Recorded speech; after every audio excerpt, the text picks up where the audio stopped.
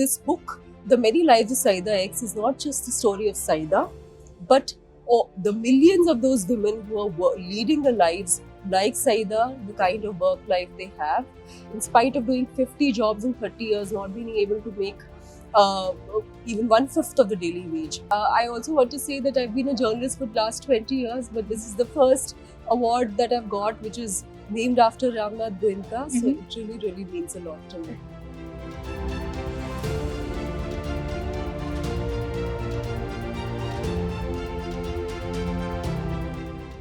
Hello and welcome to the New Indian Express. This is Nadarshana Raju. Joining me today is Neha Dikshit, journalist and author, who has traced 3 decades of India's political history from the point of view of one Muslim woman in her book, The Many Lives of Saida X. From spending almost 9 years writing the book and putting together 900 interviews almost, she's here today to talk to us about how, through her book, she has redefined who deserves to be seen, heard, and remembered in India. Firstly, congratulations on winning the Ramnath Goenka Sahitya Samman for debut author. How do you feel? Thank you so much. It's really, really special.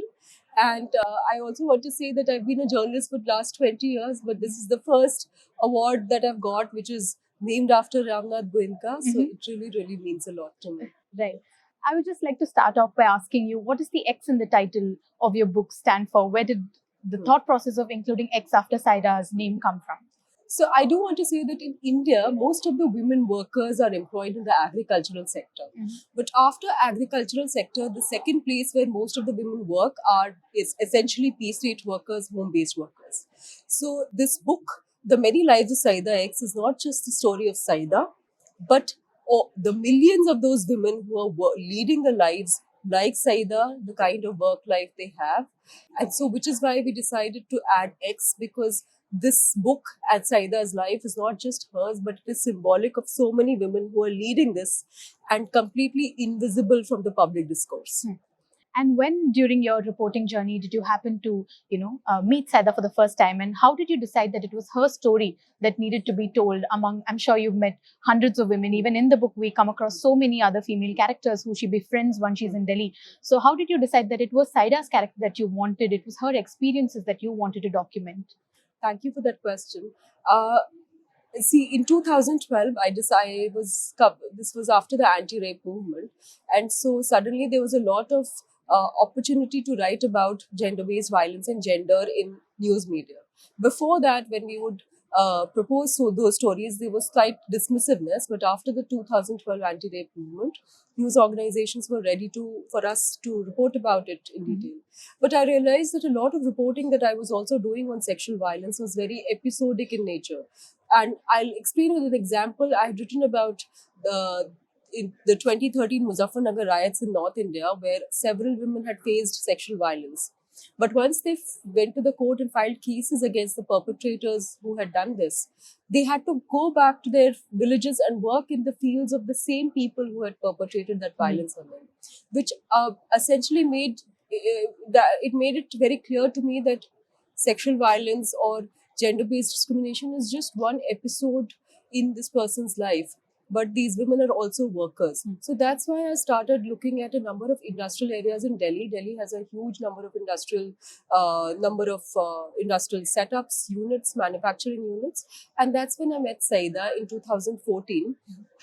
And I found out about how Saida and many women like her are part of this domestic and international manufacturing sector.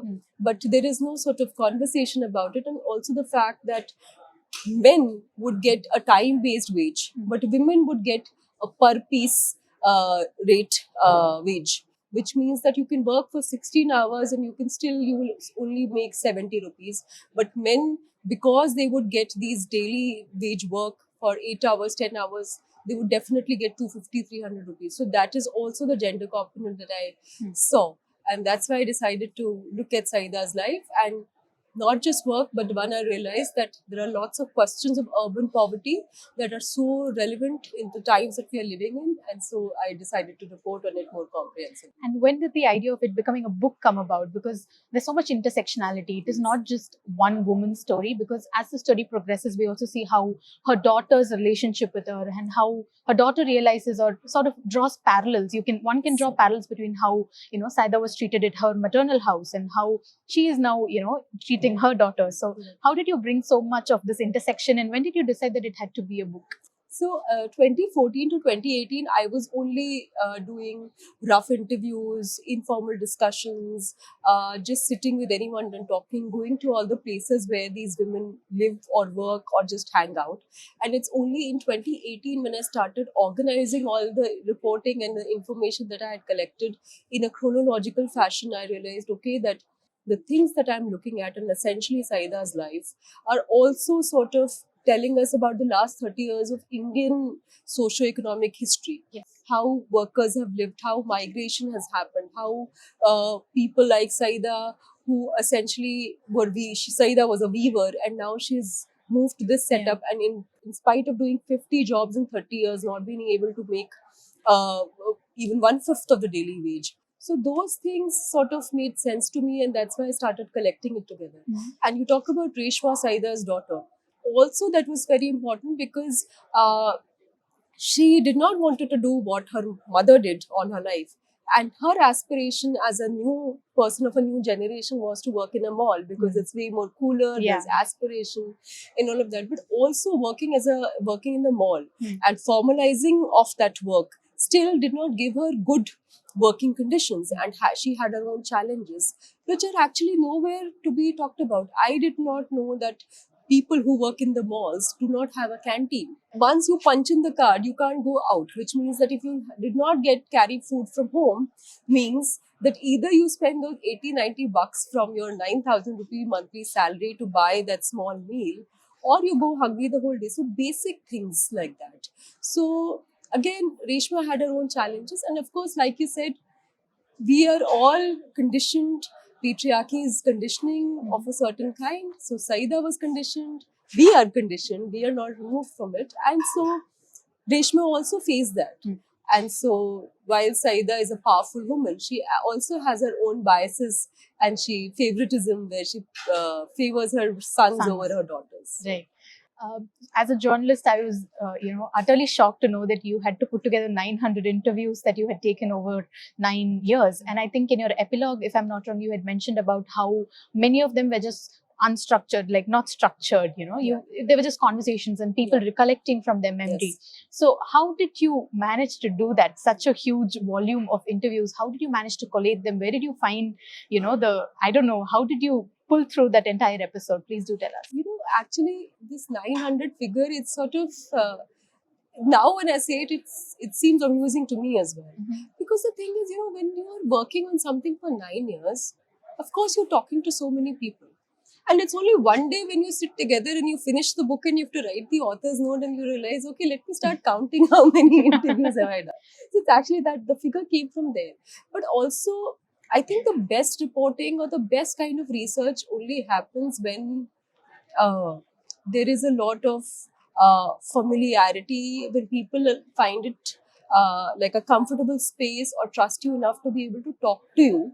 And I think that's when the best kind of information or the best kind of learning happens. So for me, even that happened because in the initial 3-4 years, a lot of people that I wanted to speak to did not open up to me.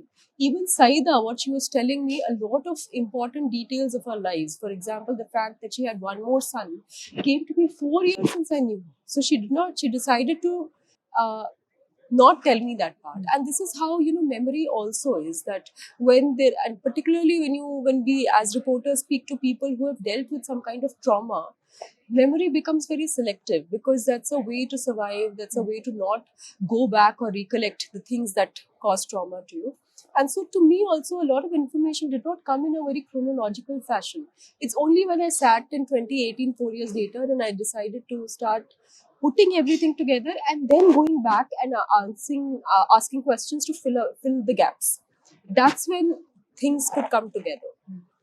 So 900 because of obviously so much time was spent, but also the fact that corroboration for us if this was a fiction book, it would have been easier. Yeah. But as a non-fiction book, and for all of us as reporters, corroboration is the most important thing. Yeah. How do you corroborate things for the people who are on the margins?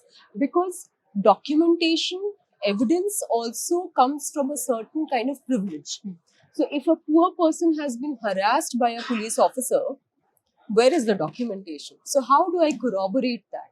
And so the only way to corroborate it is to find some other people who also know about the incident. So which is why also that took as much time. Right. And how did you manage your mental health? Because these are difficult stories to tell. Mm. And of course, you've spent almost a decade on, the story of Saida and many other women who are related to her in one way or another. How did you manage to, your sort of prioritize your mental health as well? And how did you come across the whole book, like writing the whole book, the whole episode? How did that feel for you? See, to me as a reporter, one thing that is very clear, and actually that clarity helps, is the fact that I am not the story. And I have chosen to report the story. So whatever is happening to me is something that I need to devise mechanisms to deal with. If the trauma that I'm reporting on is traumatizing me, then I don't know how to work on it, then I should stop being in this profession. My mental health, yes, of course you get affected. Of course, when you know someone for so long and you know their house has been burnt down or somebody in their family has died, of course it affects you. But at the same time, I am a person of privilege. I have the privilege to enter that space and come out of it. And I have the means and resources to seek help. Most of the people in this country do not have that. And so that is also a kind of humbling experience and a reminder that we as reporters, if we are choosing to do this, we figure out a mechanism. So I have a lot of help. I have a good support system. I have friends, I have family who help me deal with this. And so which is why, as a person of privilege, that was not a problem. Right. And my last question to you is there anything else that you plan on writing? Is there another book in the pipeline? Is there something else you are also simultaneously working in the last, 2 decades of being a journalist? So I want to say last 2 years I stopped reporting because I was not able to finish my book. Right. I'm really longing to go back to the ground and do some reporting. And maybe from that reporting, my next book is going to come out and I'll get fresh ideas. So that's how it's going to happen. So I'm waiting to go on the ground and start reporting. Lovely, lovely. Thank you so much. Congratulations once again on your award. And we hope to see more of your bylines when you hit the ground soon. Thank you. Thank you.